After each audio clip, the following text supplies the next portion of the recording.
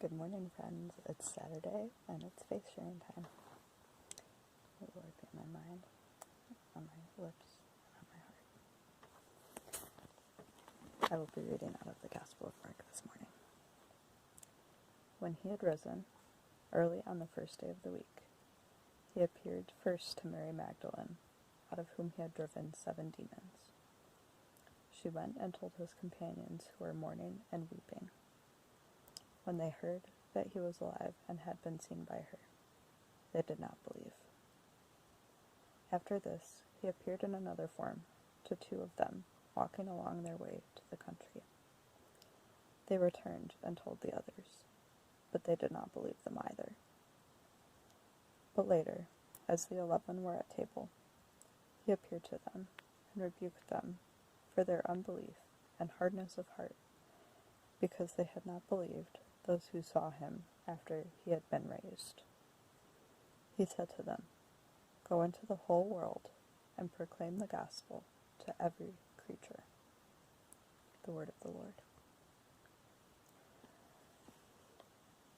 So this gospel is a continuation of the gospels that we've heard all week since Easter Sunday from Matthew, John, and Luke, of the people that Jesus has appeared to since he rose from the grave. First to Mary Magdalene at the tomb. The second to the 2 disciples walking on the road to Emmaus.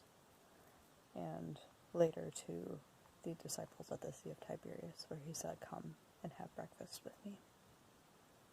The 2 things that really stick out to me in this gospel first are the unbelief by the disciples, and it doesn't stick out to me because of that unbelief, but because I think that that's something that we can all relate to. We can all relate to the doubt, to not seeing Jesus in people or places or situations.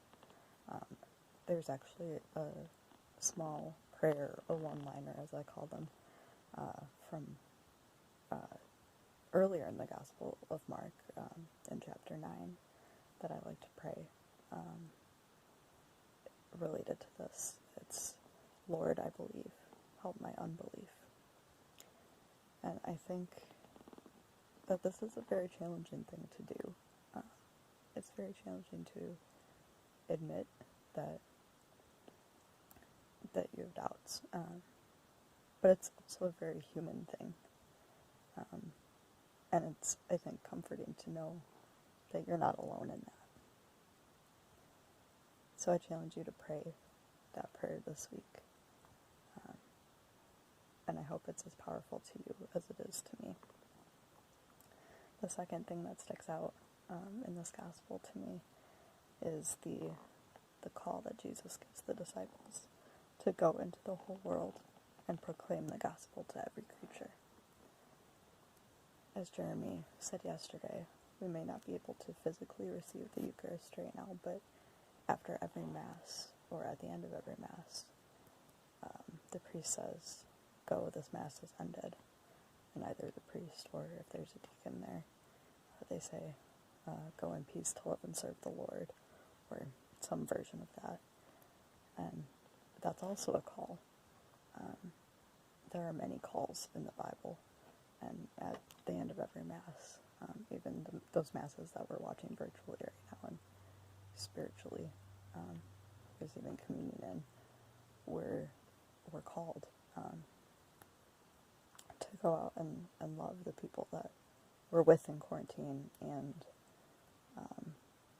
those who we're trying to keep community with, that we may be away from right now.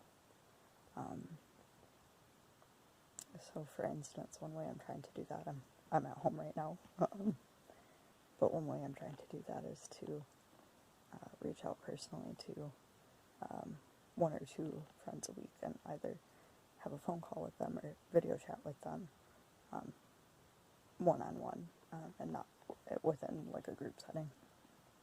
And I think that's important, so that like your relationships with people can still continue to grow. So I challenge you also to just sit on that call that Jesus gave the disciples in this gospel, to proclaim the gospel and to just go out and love. How can you love the people that you're with, or love the people